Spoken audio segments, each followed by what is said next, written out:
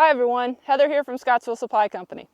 Today we're going to install our 5-frame NUC. I'm going to talk you through how we're going to do that step by step so you're confident in what you're doing. First of all, I want to make sure I have all my equipment out here ready to go. I have my smoker lit with a nice cool white smoke blowing. I have my physical hive that I'm going to set up on my hive stand that's already in place, and of course I have my 5-frame deep NUC here waiting to be installed into our hive. First thing we're going to put down is our screen bottom board onto our hive stand. Just making sure it's good and secure.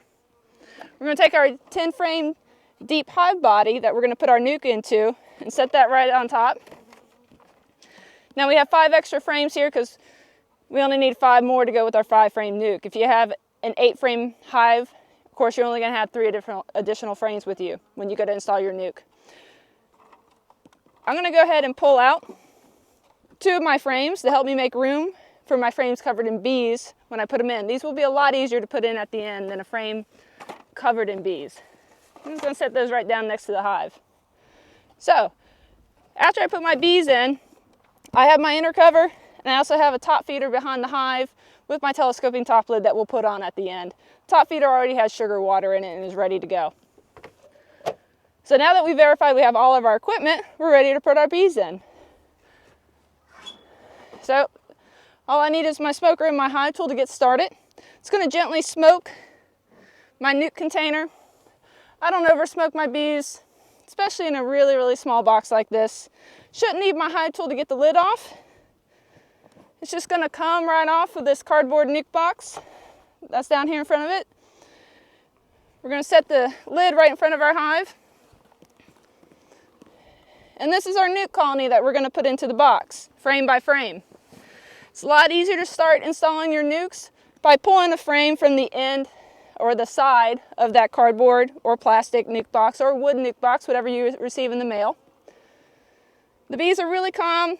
I don't need any additional smoke to start pulling out my frames of bees. I'm just going to do it slow and gently, pretending like my queen is on this frame because I don't know where she's at yet. I'm going to take a good look at this frame before I put it in my hive. I'm going to see what's on it. I got some capped honey, some open nectar. I have capped brood, larvae, and eggs all in this frame. So I'm going to give it a quick look over, see if my queen's on it. I always want to make sure that I'm queen right when I'm putting a new NUC in. But just because I don't see her doesn't mean she's not in here and I just missed her. I just like to try to get my eyes on her. I got eggs, so I know she was in here working at least in the last 3 days. All right. I don't see my queen on that one. Now I'm going to install my frames in the same order that I found them in the NUC box or the NUC container and in the same orientation. So that one goes to our far end of the hive. I'm going to pull out the next frame, again pretending as though my queen's on it, nice and slow and easy because I didn't see her on the last one. We're just going to assume she's on each frame we touch until we actually find her.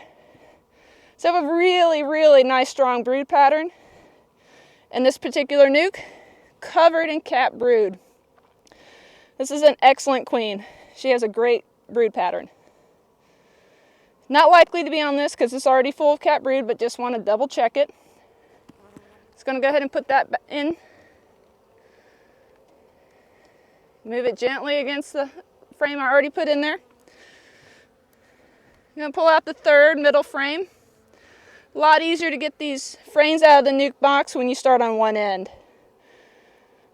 So again, I got lots of babies on this, lots of capped brood, got some pollen, red pollen in addition to your yellow, which is really fun. And again, I'm scanning for my queen, taking a look for her. On this side, lots of babies. Okay, I don't see the queen, so that one's going in. This is a nice, strong, healthy NUC. Each frame so far has been well covered in bees. I'm going to gently separate the 4th frame out and pull that up. Take a look at that. Again, we got lots of capped brood. We got emerging adults. Good frame covered in bees again. Again, I'm just scanning this one as well for my queen. Don't see her, so we're going to put that in. The bees are also really common. That's a good indicator, in addition to those eggs, that were queened right. Queenless colonies would not be behaving like this. They'd be a lot more agitated. Pull out this last frame. It's pretty heavy. Lots of honey and nectar in it. The heavier frame is, the more honey or nectar that's likely to be on it. So the whole back side of this is covered in open nectar and capped honey. And this side, we have capped brood, young larvae, and eggs. So this queen is using every available space in this nuc that was provided for.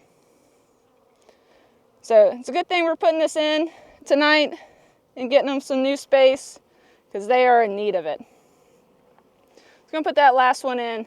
Now, again, I didn't get my eyes on her. I don't spot a queen every time. So just to be sure, I'm going to take a look inside my nuc box. There's not a lot of bees in here.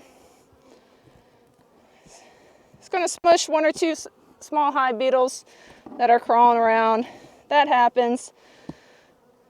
A handful is not a bad deal. We just want to smush them so we don't put them into our bee yard with installing this nuc. Just looking. I don't see my queen anywhere on the inside walls of that nuc box. Something I like to do, and you can do this one of two ways. You could either leave your nuc container in front of the hive and let the bees go into the hive. I don't particularly do that. I like to dump the excess bees into my hive and remove the nuc box from the area, because this is home to them. This is where they've been living for a little while. So it smells like home, and they might not be as inclined to get into that house as they would if they came out of a package.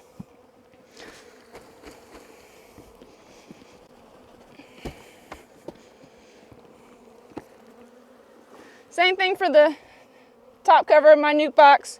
I'm going to hit it on the ground, get them a little bit loose, knock the bees in, and I'm going to make sure I take this nuc container away. So the last and final thing I'm going to do is put back in my frames.